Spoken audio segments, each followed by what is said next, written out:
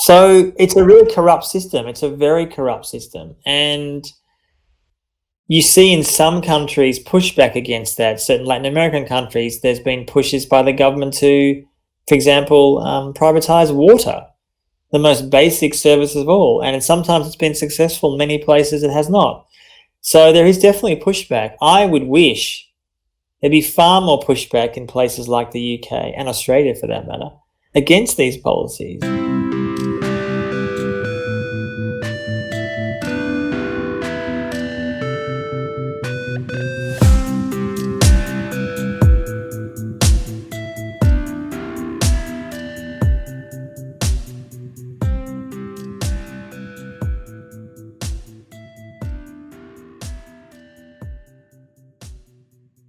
Hello and welcome to another episode of Chatter, a podcast from The Gist, with me, Josh Hamilton.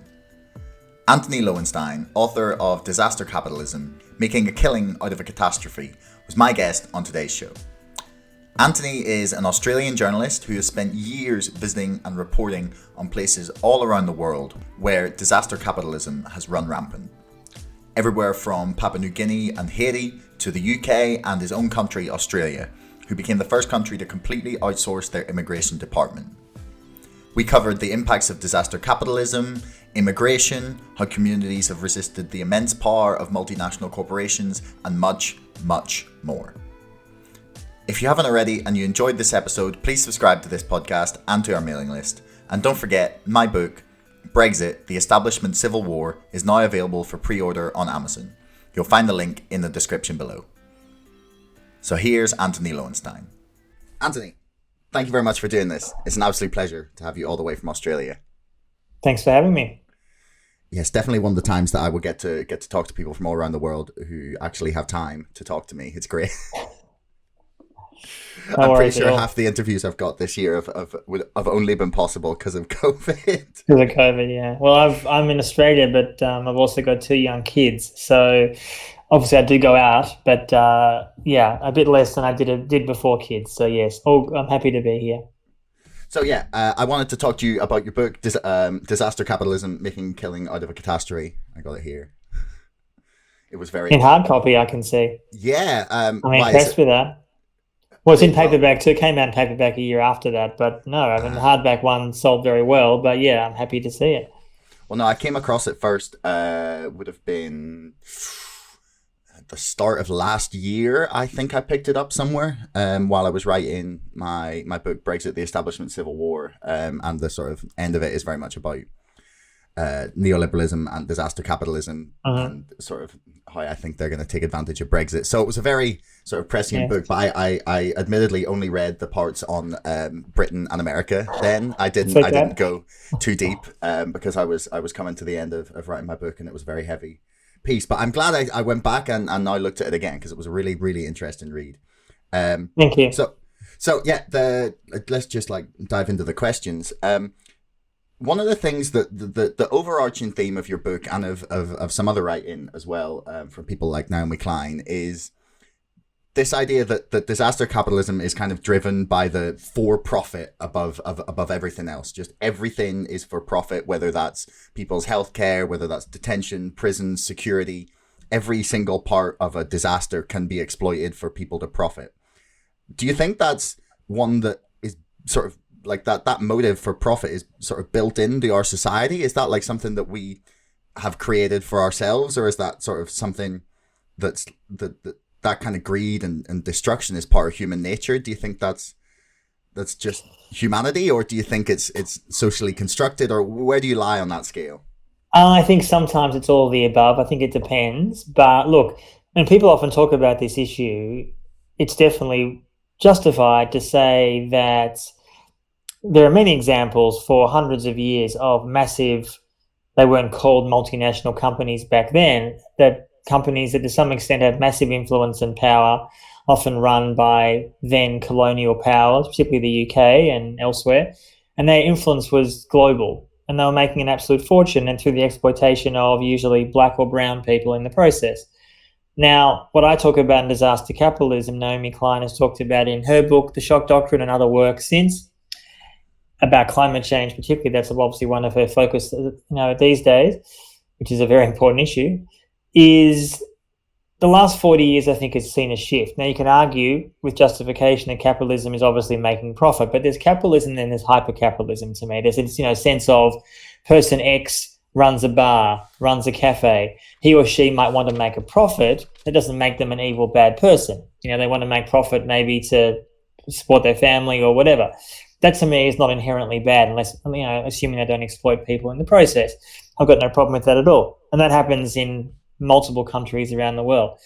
What has changed, though, particularly since the 80s because of Reagan in the US and Thatcher in the UK, is a shared belief that the role of the state should massively decrease. Regulation should be cut, so-called red tape should be cut, much less support for a so-called safety net. The US, of course, is far worse than the UK, and the US has got huge problems about these issues in the last 10 years, as I talk about in my more recent book about the drug war. But nonetheless, compared to the US, the UK is doing relatively well. I say that with hesitation. In terms of a safety net, there is a health system. It's not perfect. The NHS is not perfect, but it's way better than what happens in the US. There's just not even a comparison. And I live in Australia, and I'm from Australia, and we have a similar system to the NHS here. Not perfect, but a pretty good public healthcare system.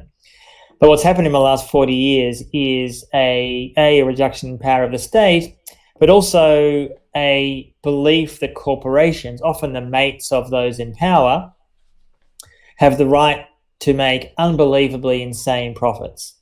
Well, I don't think someone who is aiming to do that, whether it's a company like Serco or Google or Facebook or a range of other companies, everyone who works for them are inherently evil. I meet a lot of people in my work over the years who are often very low down in the food chain, who work for some of these companies, and some of them do some bad shit. I'm not defending that for a second, but they're not the problem, to be honest. They're not the issue. It's like saying in the US, the problem is Trump. The problem is not Trump. Yes, Trump is terrible and a disaster and outrageous and racist, and I'm hoping he gets beaten by an incredibly average candidate, Joe Biden, in November. Fingers crossed. Fingers crossed. It's hard to sort of feel much optimism or sort of say hope for Joe Biden, only because he's a deeply uninspiring man. But no one can argue with credibility that there's no difference between him and Trump. There is a difference. There is a difference. I'm talking more about the Democratic versus Republican Party. The Republican Party, as Chomsky says, is the most extreme party in history.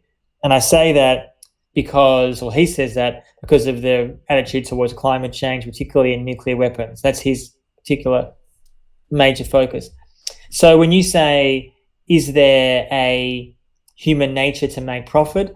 Look, there's stories as far back as humanity, right, of people who are aiming to make money or shaft other people. Yes, but the scale of it and the amount of money we're talking about is off the chart.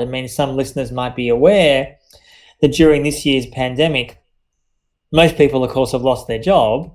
Jeff Bezos, the American founder of Amazon's profit has gone through the roof. And he's done that principally, as some people I'm sure will be aware, of union busting, not paying enough, not treating his workers with respect.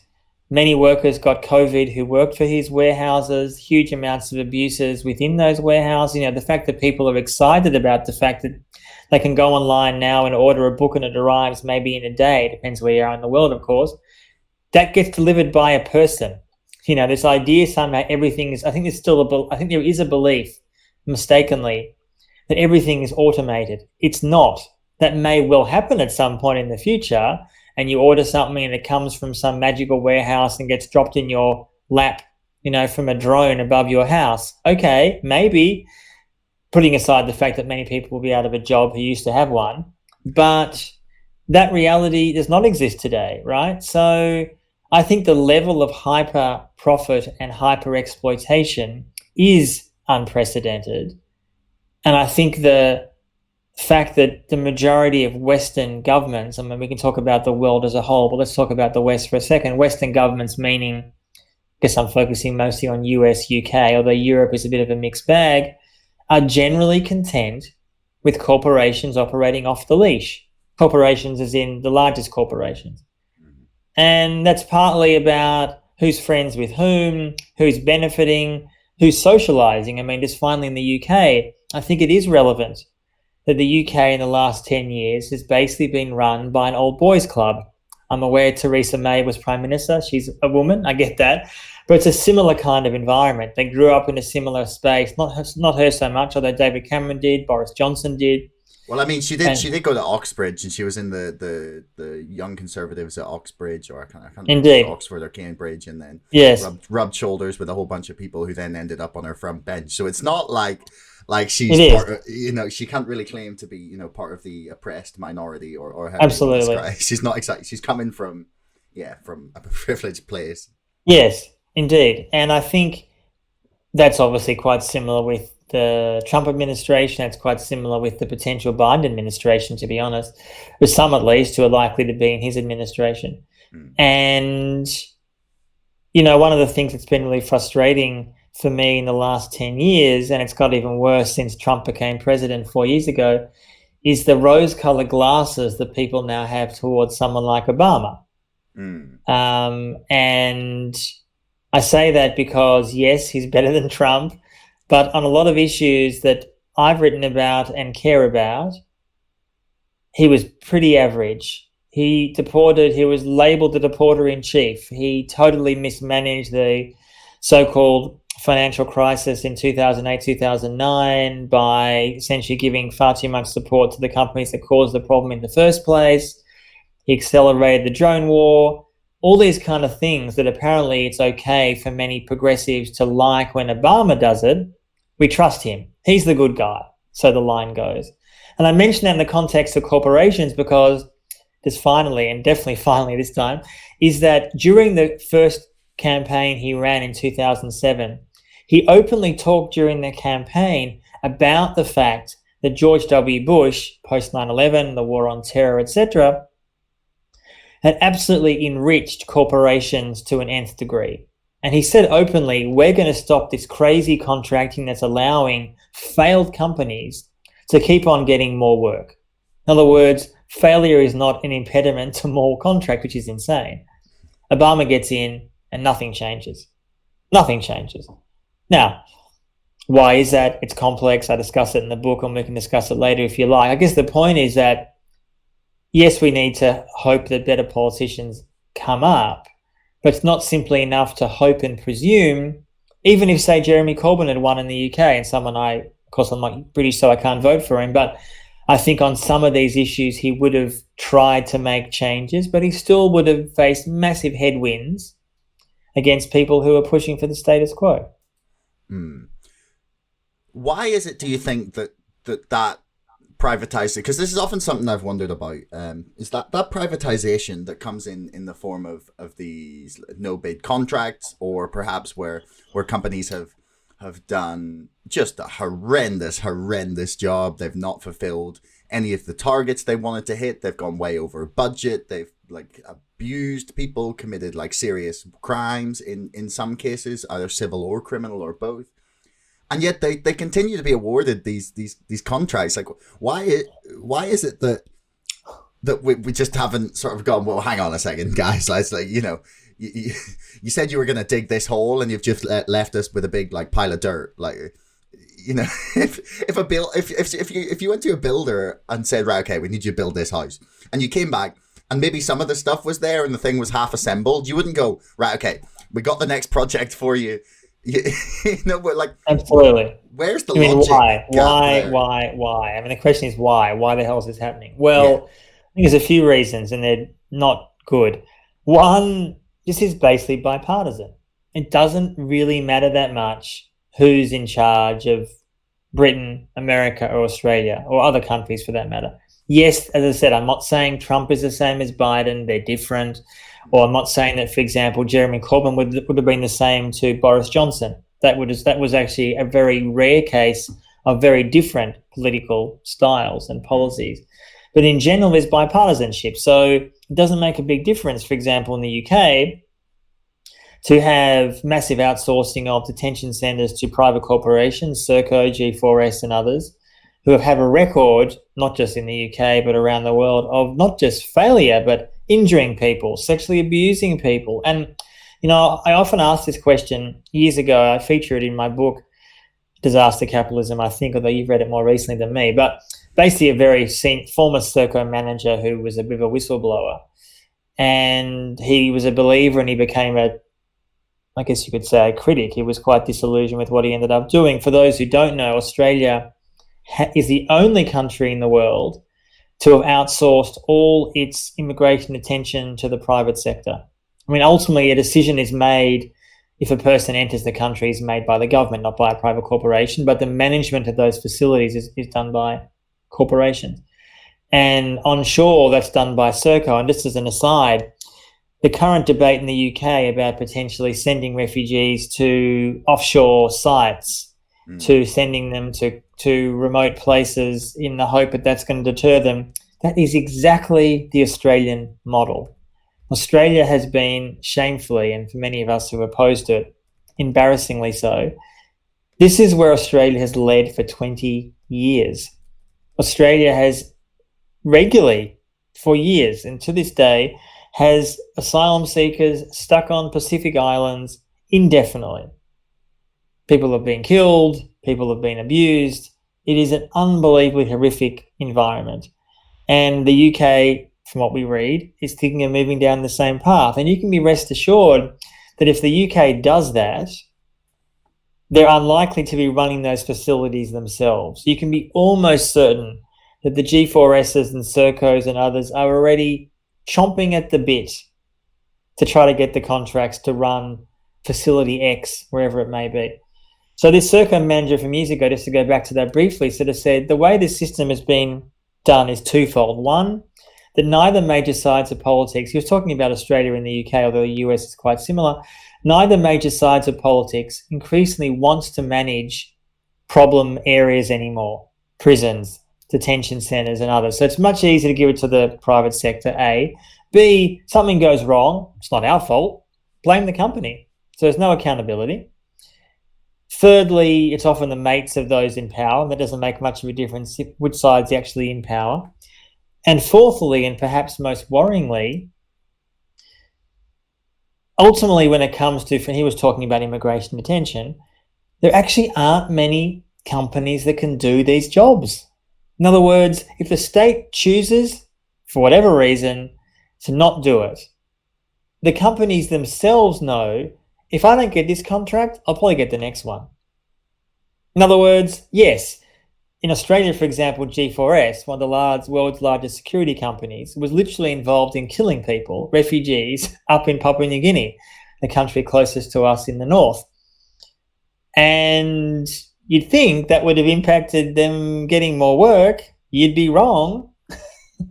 No, I'm not saying G4S was murdering hundreds of people. I don't want to exaggerate that, but they were complicit in the death of at least one person. In fact, probably far more. And it's had pretty much no impact on G4S getting work around the world. And again, that goes to the point that these companies have become so big, so unregulated, so multinational that they can operate fairly freely across borders with little regulation. And in their home countries, and Serco and G4S are both based in the UK, neither major side of politics in that country, Labour or the Tories, have done much to change that problem. So yes, now and then, both of those companies and others have been involved in a scandal. I recall during the Olympic Games in London a few years ago, some of these companies didn't deliver properly. Okay, that was embarrassing. No one was killed in that situation, I might add. So, I mean, I guess that's better. But it's had no impact. I mean, it had a short-term impact. And the government says all the time, this company's not going to bid can't get any more contracts for a while. You think that lasted? It doesn't last. And finally, what we saw in Australia, and I wrote about this in the book, is these companies also romance politicians. I don't mean hopefully in a sexual sense, as far as I know. I mean they wine and dine them. In Australia's case, they are saying to politicians, we'll fly you over to the UK, and Australia is obviously very far away from the UK. It's a nice trip on the other side of the world to look at our facilities, and of course the politicians are going to have nice meals, etc. So that happens a lot. Happens in the US too. Happens in the So there's UK. and the UK, Yeah. totally. A lot of, as we say, a lot of schmoozing, a lot of, I'm not saying it's all about alcohol because some people won't drink, but a lot of whining and dining. No, So it's a really corrupt system. It's a very corrupt system. And you see in some countries pushback against that. Certain Latin American countries, there's been pushes by the government to, for example, privatize water, the most basic service of all. And sometimes it's been successful. Many places it has not. So there is definitely pushback. I would wish there'd be far more pushback in places like the UK and Australia, for that matter, against these policies. I guess people are consumed by other issues, and I understand that, not least during a year with a global pandemic, but this issue's been around for decades. Why is it you think that you mentioned that both parties, say Labour or the Conservatives or whatever country you happen to be in, both sides of the aisle, don't want to manage a controversial issue like immigration? Like, why do you think that is? Is it just like the kind of PR style of politics that we have is just like anything controversial just gets left in the box? Well, yes. The short answer is yes. The slightly longer answer is that it's very much, to me, smells of a management firm saying, what do you gain by running these facilities? In other words, you and I might say an accountable facility, not killing people, treating people with humanity, good stuff like that. But governments of mostly both stripes say, this is only going to cause us headaches. People are going to complain. There's going to be riots. And of course, the broader question is happening in Australia, the US, the UK. Of course, America's immigration system is on a whole different level of awfulness, not least during Trump, although it was pretty bad during Obama, to be honest. But it's definitely way accelerated to a level of hideousness under Trump. And I think it would just go back to awful under Biden as opposed to hideousness, frankly. That I always thought that the reason Obama got away with deporting people was because he's black, basically.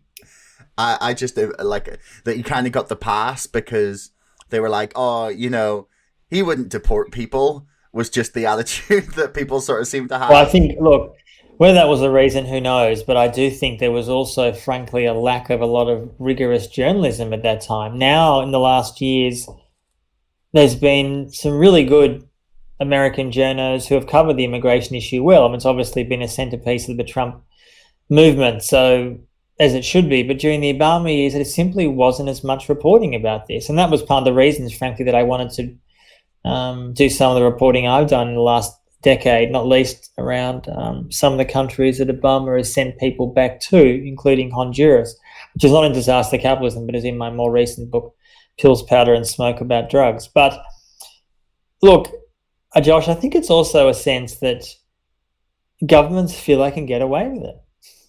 Get away with it, meaning they can get away with outsourcing it. There's little public outcry. There's little accountability, and the policy is increasingly, and this is something that has worried me for a long time, and I see it getting worse this century as climate change accelerates. The brutality against refugees is only going, at the moment, to me, in one direction, which is worse. And frankly, yes, governments have no particular problem doing it themselves, but why not get a corporation involved as well? They're happy to do it.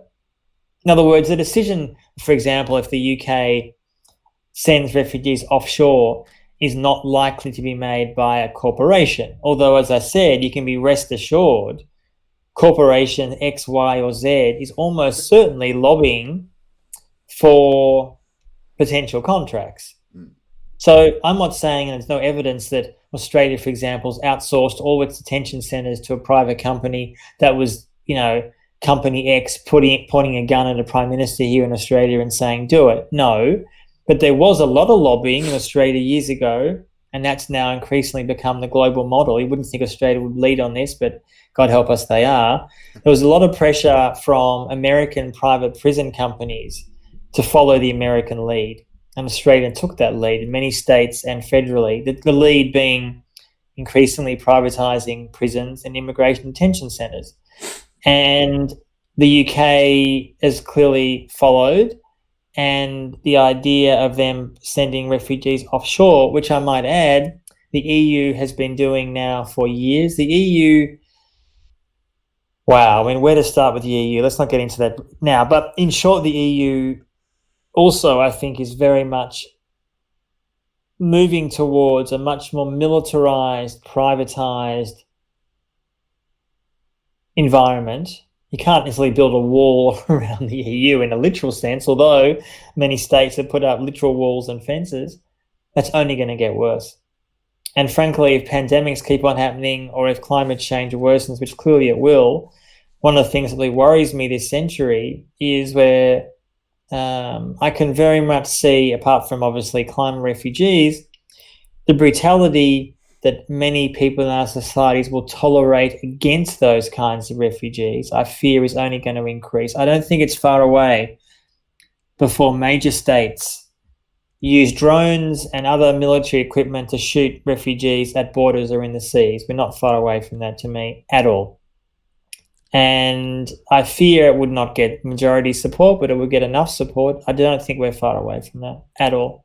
That's a scary thought. Yeah, that is a scary thought. I mean, I want to come back to Disaster Capitalism, but like I was curious while I was reading your book, especially when you were talking about Greece and the incoming refugees from Syria, as to it's okay, right? This might be like the most like controversial question that I'm gonna ask you, but like how much control do you think a nation should have over like their borders as to how many people can come in? Because I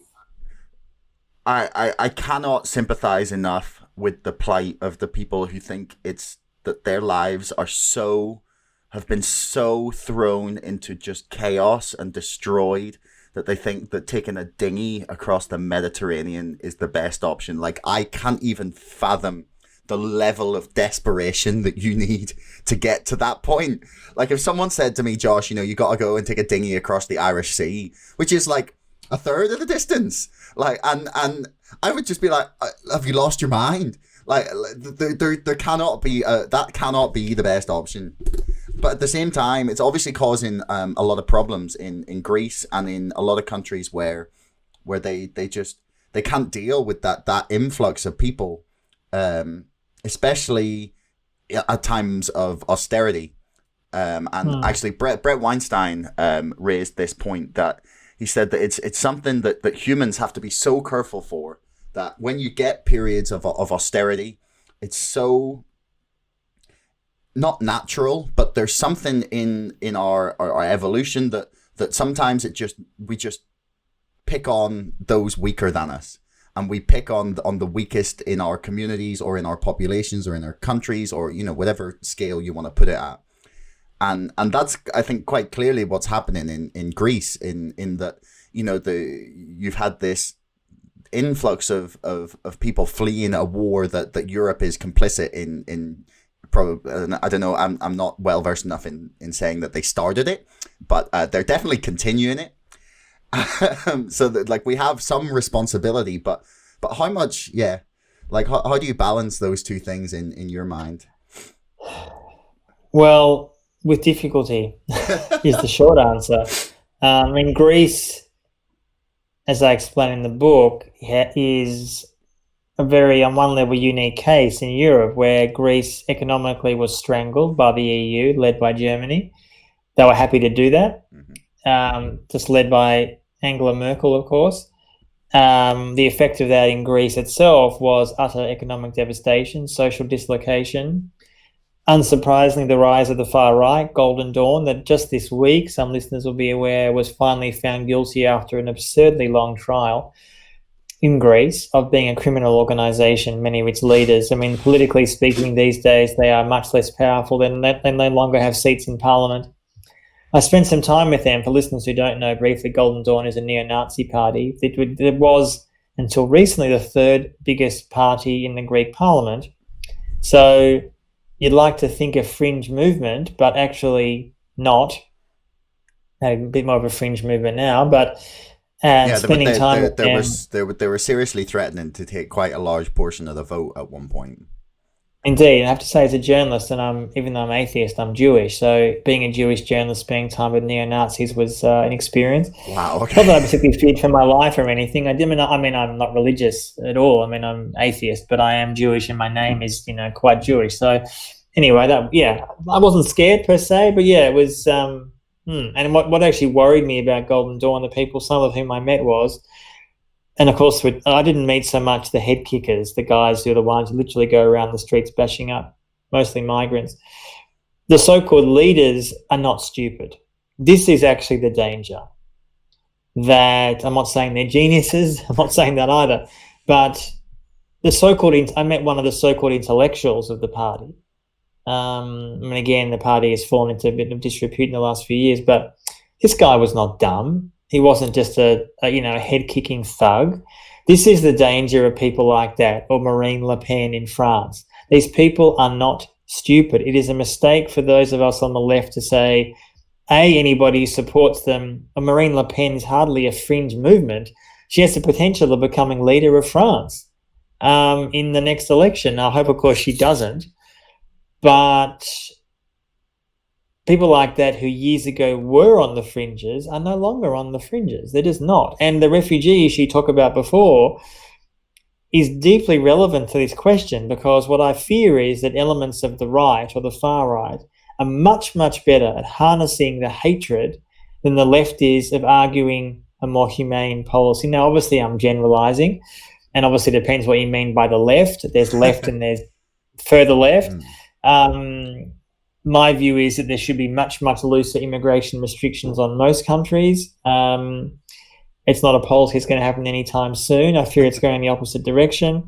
Marine Le Pen and people like that have a very clear policy. In fact, they're what I would call much smarter far-right politicians, because they do argue, unlike, for example, the far right of the Republican Party in the US, Marine Le Pen does believe in a social safety net. She does believe in healthcare for people. Of course, her kinds of people, white people, not brown or Muslims or blacks. But there is a belief in that. And in fact, there's also people on the right who are much cleverer. When I say clever, I don't mean because I admire them. I'm saying clever in terms of harnessing political power, just to make that very clear. Not Well, the people with the other you've got to give the devil his due. Yes. And the idea that, traditionally speaking, the right opposed action on climate change. Either thought climate change was bullshit, or they were big supporters of fossil fuels. And in many cases, like the Republican Party in the US, we see that. I mean, they're utterly enthralled to that. And the Liberal Party here in Australia, the Liberal Party is the equivalent of a Tory party. It's a bit confusing, but they're called Liberals, even though they're conservative. Anyway, a bit strange for outsiders. But the cleverer far right in Europe actually embrace action on climate change. What I mean by that is they say, we accept climate change is real, it's happening. We have to protect the environment, as the National Socialists said during the Nazi period back in the 30s in Germany.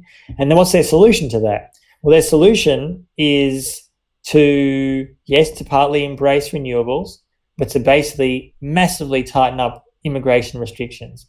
The idea being we need to protect our own kind of people. High walls, high borders, more surveillance, all that kind of mentality. Now, whether that kind of far-right so-called action on climate change, because although I'm not saying Marine Le Pen is as extreme as the Christchurch killer, and people will remember there was a massacre in New Zealand last year that killed 50 people. Mm-hmm. And the manifesto of that man he was an Australian, shamefully, who obviously did his killing in New Zealand. And he's now going to spend the rest of his life in prison. New Zealand just recently announced that sentence, which is the first time anyone's ever done a life sentence in New Zealand. Normally you get out with parole. In his manifesto, he talks about action on climate change. Now, again, I don't mean to elevate his words to some kind of beautiful prose. What I mean is he's arguing very much in the Nazi perspective, which is we have to love the environment, but his solution to protecting it is basically genocide. That's his solution. In other words, anyone who is defiling the environment, in his view, is obviously brown people, Muslims, anyone who he doesn't define as okay. Now, I'm not saying Marine Le Pen's that extreme, but the danger is that the Marine Le Pens of this world, if they're clever, will actually adopt a climate change agenda, and they may potentially embrace renewables, etc. And that's relevant to the refugee question you asked before, because I fear that many countries like France and others in Europe particularly, and for that matter your country, the UK and Ireland, should be careful how I say when you're in Northern Ireland, but in those two countries, will have and be able to define an increasingly harsh refugee policy that says, sure, as a country, we may be deeply complicit in the wars in Iraq and Afghanistan, Libya and Syria. Countries in the last 20 years have essentially collapsed. And sure, people are fleeing the wars that we helped either start or contributed to, but don't come to us. Don't run to us with your problems. It's exactly what Australia is saying as well. Australia is much further away, and we're an island. So, of course, it's a bit different to the UK. Well, I guess the UK has its own issues as well, but there's a weird sense. We're not as isolated. Right? You feel very far away. Exactly. It's the isolation. Exactly. And, you know, what worries me is that when you ask about what's the balance between, or who makes the decision to some extent about the balance between a tight immigration policy or essentially opening the floodgates to some extent, as Germany did. And I was a big supporter of what Merkel did. I think Merkel could have done it much better. There are a lot of problems with integration. I'm not saying integration as in there wasn't enough support. I spent time in Germany a few years ago, and a lot of refugees I spent time with were pretty pissed off, as locals were for that matter, that there hadn't been enough money given to help people arrive and settle in. But putting that issue aside, I think what Germany did was heroic, but it's hard to see any European government or Western government doing it any time again soon. And you can rest assured that problem is going to be far. If Europe thinks that the refugee crisis is bad now or has been bad because of the Syrian war, it's going to be nothing compared to the climate crisis, refugees. I mean, Syria had millions of refugees. Climate change potentially has tens of millions. I'm not saying they're all going to run to France or Germany. They probably won't. And in fact, most people forget, or the people on this podcast will maybe know, is most refugees in the world remain internally displaced. They don't jump on boats. They stay within their own country or neighbouring countries, Africa, wherever it may be. They may want to go further afield, but they don't. And yeah, so I guess I don't want to give the impression I'm this dour pessimist on everything. I'm actually not.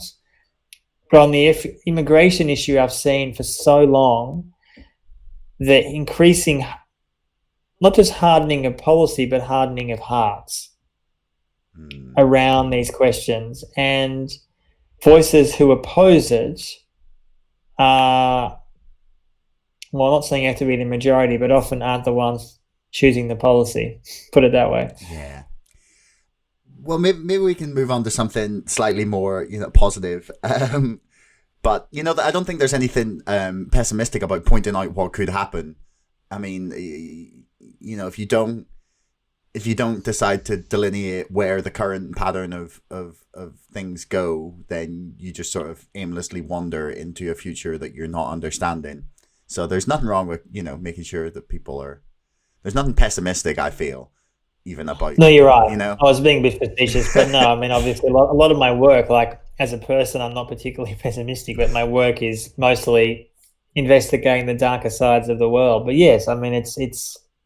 I think these warnings and these realities need to be uncovered.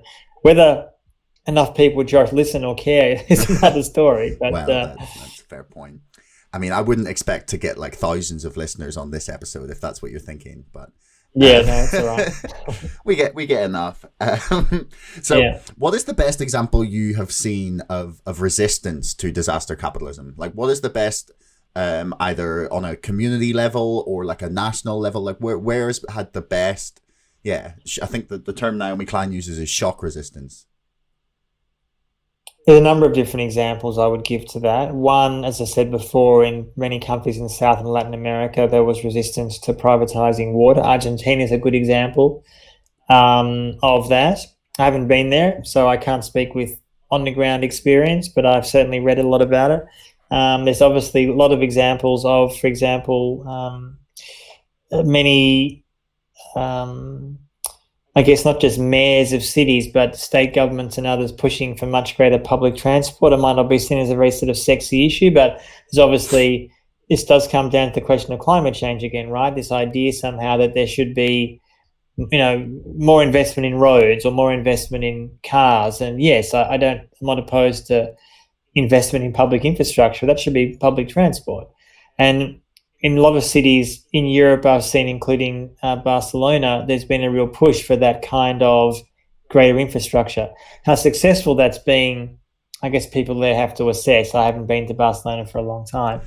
I do think there's also been... Go on. I was just going to say Barcelona's become quite heavily pedestrianised. They've got this system going on where they've kind of like blocked off squares, essentially, where cars can't go. And it's increased the footfall. Is that working? It's increased like footfall in those areas and sort of profits for businesses who would have like previously been like by the street, and now it's sort of a pedestrianised area. Right. Just get people like sort of walking about there more often. And Luxembourg just became, I think, the first country to make all public transport totally free. I did not know that. Yeah, well, I support that. Go Luxembourg. Go Luxembourg. I know. Well, that's and when they got so much money there, I guess that's the least they can do. Yeah. I mean, I know Barcelona's got a lot of problems too. Like, although not so much, I guess, this year because of COVID, but COVID will pass at some point. Just too many tourists going and just overrun with tourists, and infrastructure can't handle it, etc. So, and also, I guess I've seen a real push for the ending of private prisons. I mean, just as an example, just today there was a debate between Kamala Harris and Mike Pence in the US, so the vice presidential debate. Oh, really? Which was yes, you missed that? Yeah. It was the one and only debate, actually. You can find all online if you want to watch every minute of it. It was pretty dire, but not as bad as last week's with Trump and Biden. But one thing that Harris said, and I'm not really a big fan of hers at all, was she sort of said it in passing, but they pledged to abolish private prisons, which I might add is the policy Bernie Sanders also had as well. Of course, he wasn't the candidate in the end. That's actually quite... Have you seen their platform? Wasn't he really the candidate? He got a lot of concessions. Yeah, if only he was. Yeah, not enough concessions, wow. I would say, but yes. That would, now that, to get to that moment, to have not just Bernie, but obviously the official Democratic ticket pushing to end private prisons. Now, whether they do that, of course, if they win, we'll have to wait and see. That is because of a movement. That's because of a movement of people in the US and around the world, but particularly the US, people of colour, etc., who are pushing for it. Now, obviously, if you close private prisons but massively increase public prisons, that's not a solution either. I mean, the problem is, frankly, mass incarceration, whether it's in private or public spaces. But having spent time in not as a inmate, as a researcher, in private prisons in the US, and it features in my book, Disaster Capitalism, as you know, these facilities are horrific. I mean, it's been really disturbing. The place I visit in the book, Stewart Detention Centre, which is in Georgia, is still opening. It's still one of the biggest centres in the country. I think it houses, if I recall, about 2,500 people. I've been reading this year, a lot of people have been sent there, immigrants, dying of COVID. Really? Dying of COVID, absolutely. So I guess to answer that, yes, your question, the movement that's led to the talk of ending private prisons, and frankly that should be extended to private immigration facilities, is positive. Again, will it happen? What will it look like? We have to see the details of the small print, as we say. But that to me is an inspiring example of a movement's success. Now, obviously, success is actually happening, but having in a policy, and also just finally, which is maybe not what you'd expect me to say, is the movement towards legalizing cannabis. Now, that you could argue is not directly disaster capitalism, but actually it kind of is in a way, because my last book is talking about this issue. In the US, of course, it's almost certainly going to be legal federally at some point. It will be legal in the UK, not tomorrow, and it's hard to see it now. So it's moving in that direction. Yeah. 5 years, 10 years, it'll happen. Like in Belfast, I've just seen a sign for a CBD coffee shop, and there is just CBD and vape stores fucking everywhere. Like I was away for a few months there and came back, and just some places maybe I hadn't been for a while, and you just go down and just like, oh, CBD store, CBD store, CBD store. Right. Like, what's going on here? Yeah. It's changing. So that's just, and the reason I say it's disaster capitalism is that the people who push for that, I can't speak so much for Northern Ireland, but in general, they're fighting against the system, which is all about mass incarceration of people who usually are getting low-level drug offences and being often sent, although not only, to private prisons. That's more in the US, but for sure. So I do see that as challenging disaster capitalism, and I see the fact that there is a move to legalise cannabis, or at least to remove criminal penalties for personal use of all drugs. And I'm someone who advocates legalising and regulating all drugs from cannabis up. It's a long way away, I know, but Portugal you've got to start somewhere. They've decriminalised, sorry. Not legalised. Yeah, it's still illegal. I mean, it's sort of a weird mix there in a way, just as an aside, because it's still illegal to get the drugs, even though the drugs are decriminalised. So, yeah, it's a bit of a halfway house. But, yeah, I mean, no other country in the world has really followed exactly the same as Portugal, which is bizarre. So there's some of the examples I would share. What was it like being on the ground there? In the story of that mine in Papua New Guinea is really tragic, but really like kind of inspiring. That the people like they basically. What's the example I should have given of the best resistance? Thank you for reminding me of that story. Yeah. That's right. Well, then, maybe you want to talk about it. Maybe you want to talk about it instead. But to me, it was truly inspiring to see, and maybe this is not your impression of it, but this is what I got from reading your book, was that they have been so damaged, and the land that is so important to them has been so damaged by the mine, the gold and copper mine, I think it is, that they just, the options are between, for them, it's like reopen the mine and continue to destroy the land beyond any sort of repair, or continue to live in poverty. And they're just happy to go, you know what? We'll take the poverty. Like you can't, like it's this or it's worse, because we're not going to see the money come in from the mine, or they're very skeptical that they'll see any kind of benefit from it reopening. And they've just kind of stood up and gone, you know what, we'll build our communities without it, and we don't need it. And it's so rare that actually happens. Well, that's probably the best example. And as I said, I'm glad that you mentioned that. Not that I'd forgotten it, but it is. So for people who don't know, very briefly, so Papua New Guinea, for those again who don't know, is a country to the north of Australia. It's a very poor country. It was an Australian Australia owned it, so to speak. It was Australia, so its colony of sorts until the mid-70s. It's been independent ever since, but frankly, in reality, not really. Australia still gives it about $500 million a year. It's dysfunctional politically, very, very poor, and a lot of the world's largest mining companies are totally fucking that country up. And the mine you're talking about that features in the book, and also the film of mine, Disaster Capitalism, is, people can find it online. They can view it on various platforms if they're interested. Yeah, it's on Amazon Prime. It's fantastic. Yes. Oh, thank you. It was run by Rio Tinto, one of the world's biggest miners. It was in a place called Bougainville. It opened in the mid-70s, early 70s, I should say, or late 60s, I think. And it was, at the time, one of the world's biggest copper mines.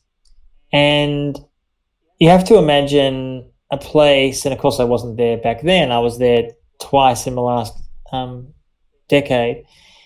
It's now, I think I describe it like a scene from Mad Max, basically, that the people on that island resisted. They asked Rio Tinto to get more support, to get more respect. Rio Tinto basically told them to fuck off. I mean, I'm simplifying a longer conversation, of course. And the locals took up arms. And in those situations, normally it ends badly for the locals. Now, of a population of around 200,000 people, a good 20,000 probably died or were killed. So the human toll was That's a extreme, lot but of people.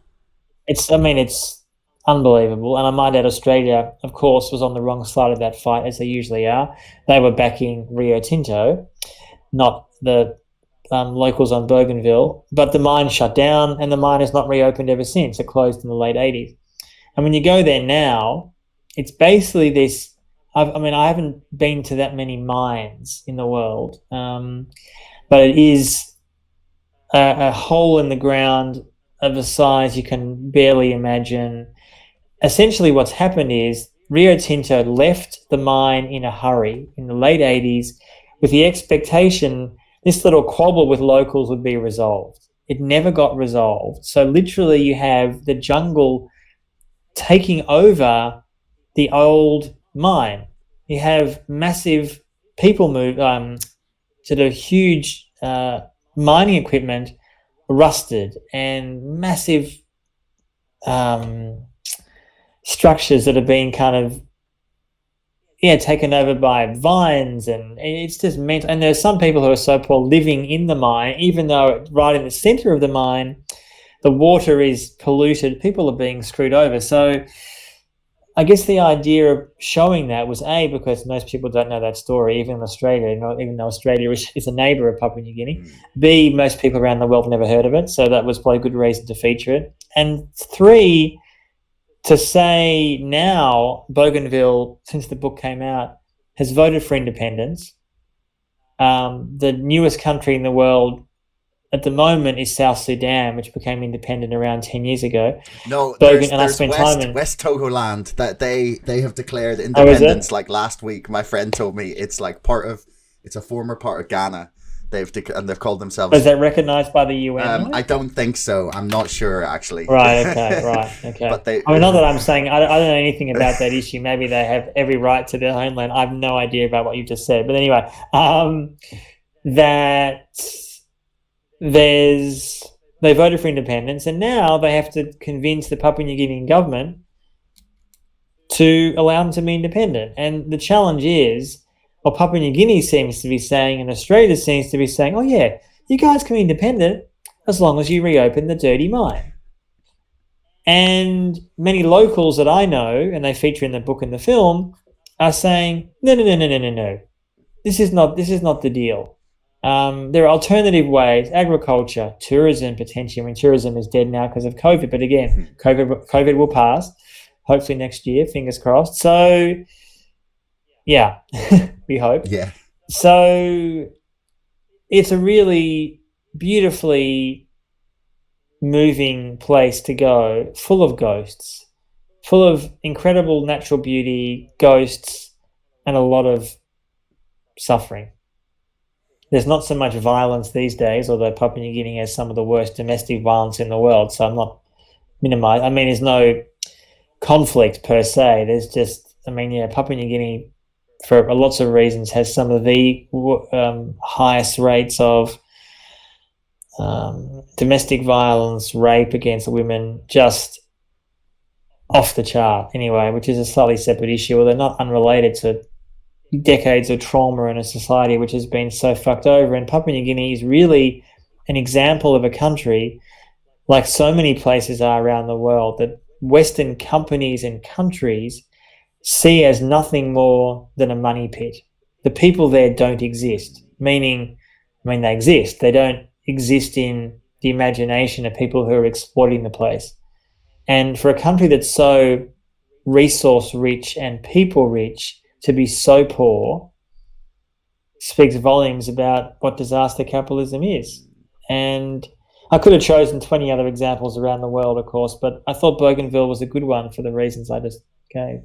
Yeah, no, it's a really striking example. Like you said, I'd never read or known anything really about Papua New Guinea apart from in the intro to, or not the intro, I think the first chapter of This Changes Everything by Naomi Klein. She talks about Nauru, one of the islands, I think Yes, in the Pacific. yeah. It's in the Pacific. It's not Papua New Guinea, but it's close. Ah, Yeah. okay. I thought it was Yeah. part of them, but yeah, that's really all I've Yeah. heard about that. So it was really intriguing or interesting to read about it, and like like I said, a little bit inspiring to see that they've stood up to some of the biggest companies in the world and kind of accepted sort of temporary poverty. I don't know how long that may last, 10, 20, 30 years, but they've accepted that for now that they would rather live like that than accept more destruction and just ecocide. I mean, they certainly just. I mean, it goes without saying. I mean, they certainly would like to be richer. Oh, I mean, yeah, just to be clear, yeah, I'm not suggesting yeah, they want to be all driving around in Mercedes Benzes, or maybe they would. I don't know, but they want to have. I mean, you go there to Bougainville, and which is going to make tourism bloody difficult, frankly, unless you're an adventure tourist. And I'm not saying it has to be 5-star hotels, but most people want to have a comfortable hotel, right? I mean, that's to get anyway, and that doesn't exist there. So, I mean, it didn't really bother me, but I wasn't there as a tourist. The infrastructure is just terrible. It's just, you said the war finished, decades ago, and everything just got stuck in time. Like, you visit, I say this in the book, it's in the film, there's petrol stations that were burnt down 40 years ago, and they're just still there, burnt out. I mean, it's like time stopped. It's eerie and weird and beautiful, and I've never been anywhere like it in my life. I didn't feel unsafe there, really, but it's weird. So why do you think... And obviously a white guy stands out because everyone there is like... It's also a place where people are... people's skin color is like jet black. Amazing, like amazing faces and bodies. So why have we in the West failed to combat disaster capitalism and neoliberalism? Because it seems to me that like the trade-off that often happens in developing nations, especially, is these big companies come in and they go, hey, you guys are poor, you want to be like us, you want to be rich, come open this mine. But in the West, we don't necessarily need to accept that. We've got a pretty high standard of living. We've got a lot because of the exploitation of people in those countries, of course. Yeah, that's why I'm not saying it's solely because of that, but it's partly. Yeah, but I mean that probably doesn't factor into most people's decision making. I agree, unfortunately. But or sort of if it's maybe not even on the radar of a lot of people that the reason that we are rich is because we did plunder quite significantly. Well, Britain has a quite a long history. Yes, of doing that. Yes.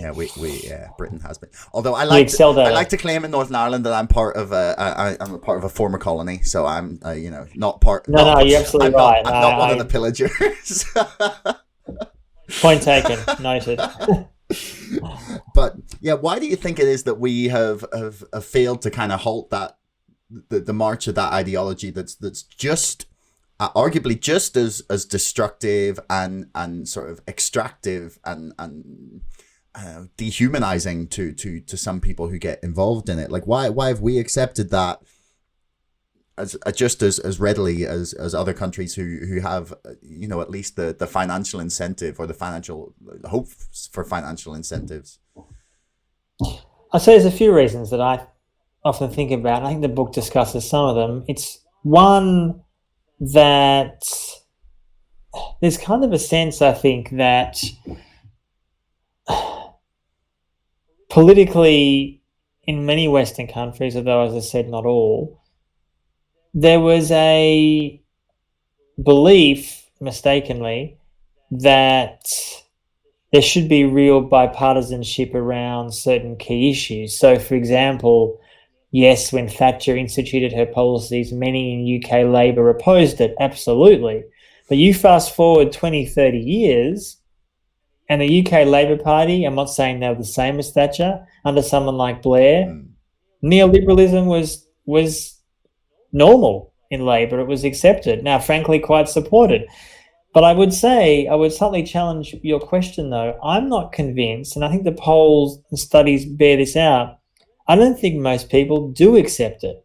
What I mean by that is most people, when you ask them, and Chomsky regularly talks about this, mostly in the US, but globally, when you ask most people, for example, what their views are on public education, decent healthcare system, less wars, smaller military, all these reasons. Now, obviously, there's some people who think we should have, more wars and no public education, sure, but it's a minority view.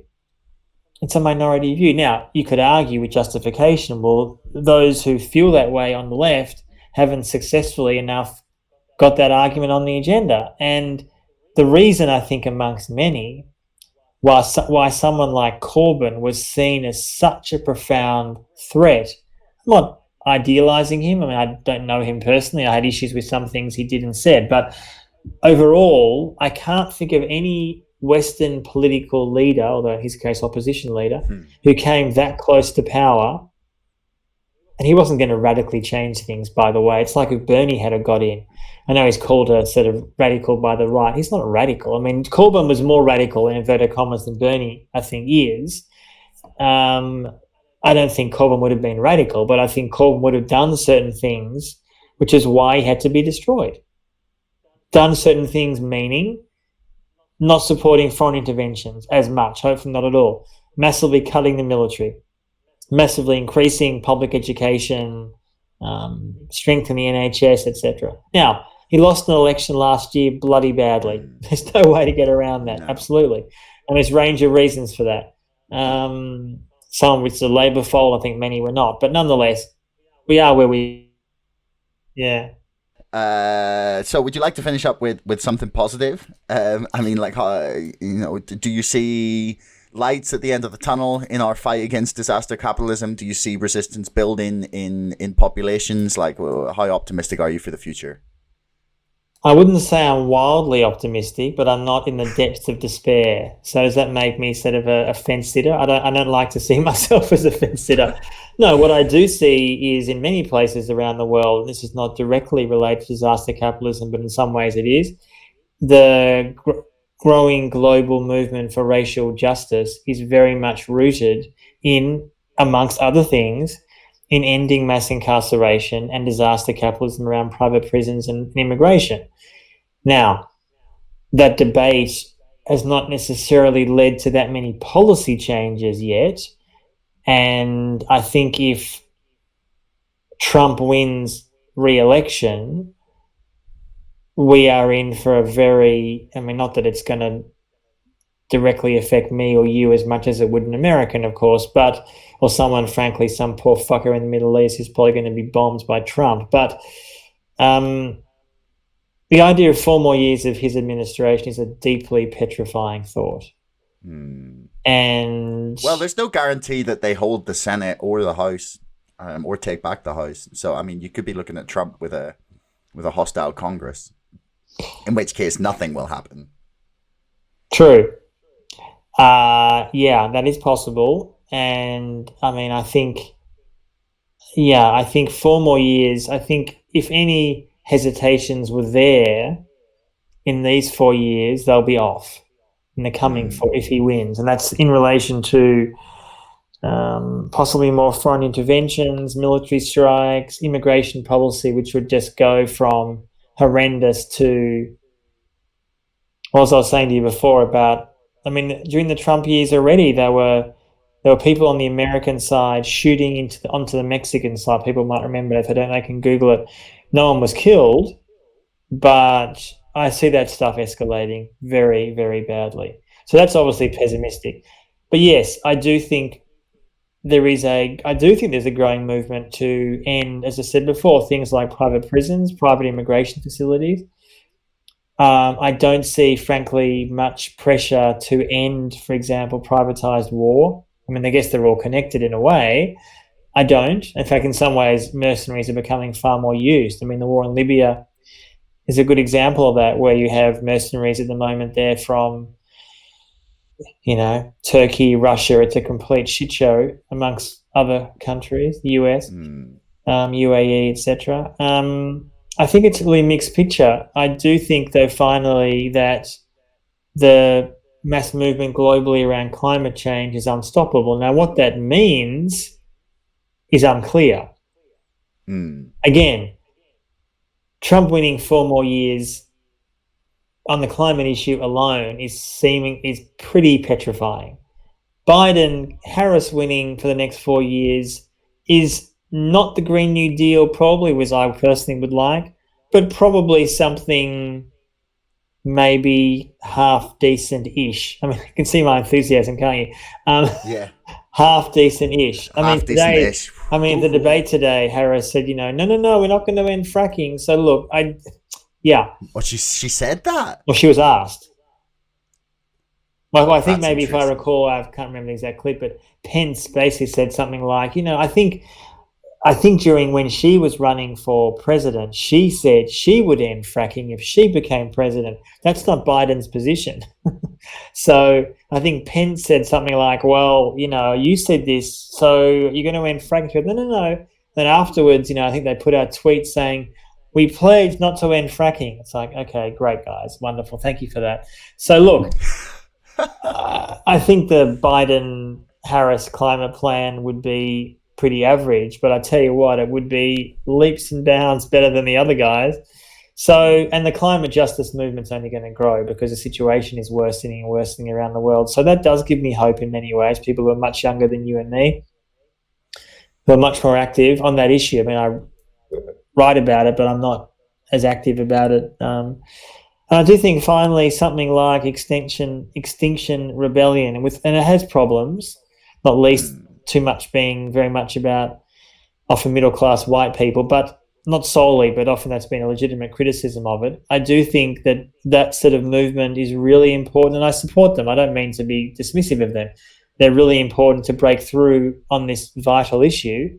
That's a criticism I think they would accept themselves. There has been a criticism about who was involved in the luxury in some ways of particularly whites who can get arrested and don't have to worry about the problems associated with that someone maybe black or a person of colour wouldn't have that luxury.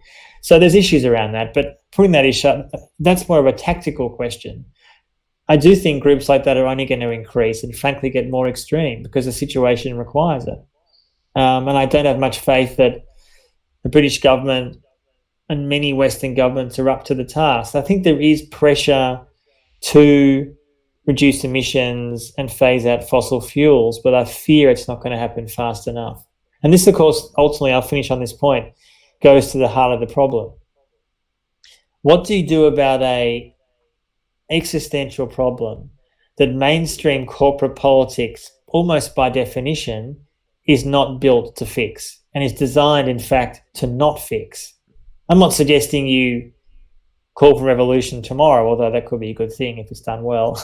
But it's a real question. And many people in the climate justice movement, I know, are thinking this exactly the same thing. Our politics is not built for this problem. It's just not. The idea of trying to get everyone around the table, for example, at a UN climate talk and agree on something like the Paris Accords. And I think it'd be good if Biden says he's going to rejoin the Paris Accords, but it's bloody weak. And it's frankly, a purely symbolic thing. Really. It is. And everyone kind of has a group hug and goes home. Now, is it better than not having anything? I guess. But that's not going to solve the problem, right? And I don't know the answer to that about global agreements. I'm not convinced you're going to get one, whatever that means. Like, what does a global agreement even mean? I mean, what does that look like?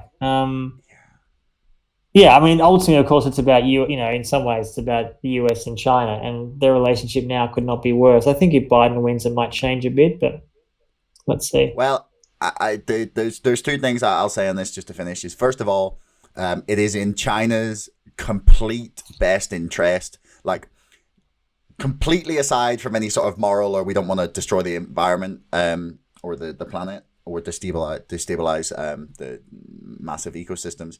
China is going to be seriously fucked if sea levels start to rise because so many of their huge productive cities are set to go underwater. So it is completely in their financial best interest to deal with it. And I think that there's at least a reasonable chance that money talks in that case for them, at least anyway.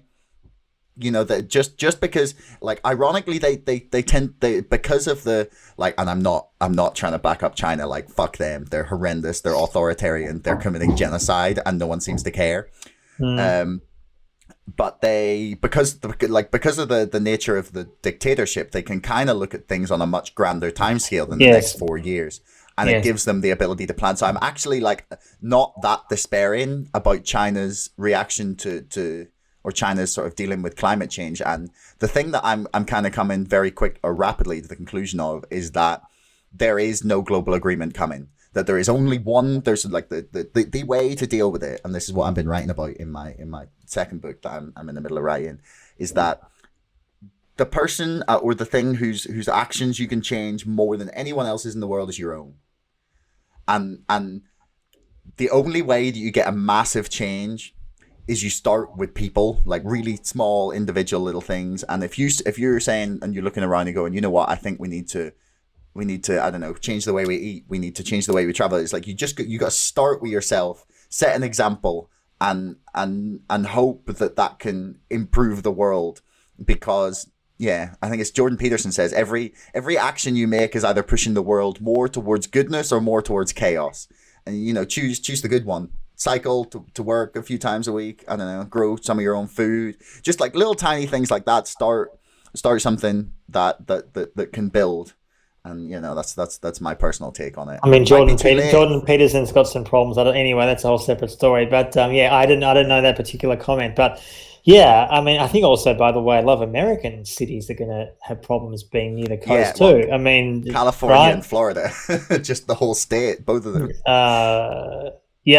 I mean, and so does Australia, for that matter.